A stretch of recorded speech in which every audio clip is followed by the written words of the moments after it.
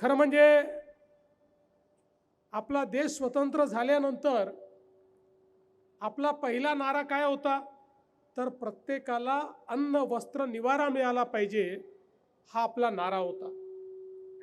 हळूहळू बहुतांश लोकांची अन्नाची, वस्त्रांची, निवाऱ्याची समस्या ही आपल्या देशामध्ये सुटायला लागली.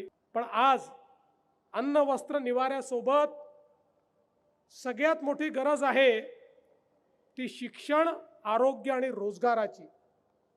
पढ़ाई, दवाई और कमाई या तीन गोष्टी आज प्रत्येक व्यक्तीकरता अत्यंत महत्त्वाच्या आहेत.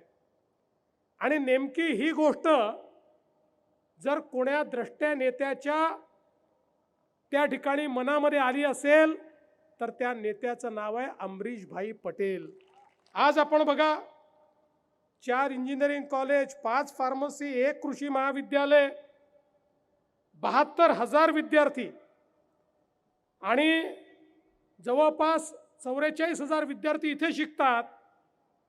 15,000 इंजिनियर झाले, 8,000 फार्मसिस्ट झाले आणि या सगळ्यांना महाराष्ट्राच्या विकसित भागामध्ये अत्यंत मोठ्या प्रमाणात त्या ठिकाणी चांगल्या पदांवर नोकऱ्या मिळाल्या. आपण जर बघितलं तर आज ज्या प्रकारचे कॉलेजेस, शाळा शिरपूरमध्ये आहेत, मी दाव्यानं सांगतो महाराष्ट्रातल्या मोठ्या शहरांमध्ये देखील इतक्या सुंदर शाळा, कॉलेजेस आपल्याला पाहायला मिळत नाही.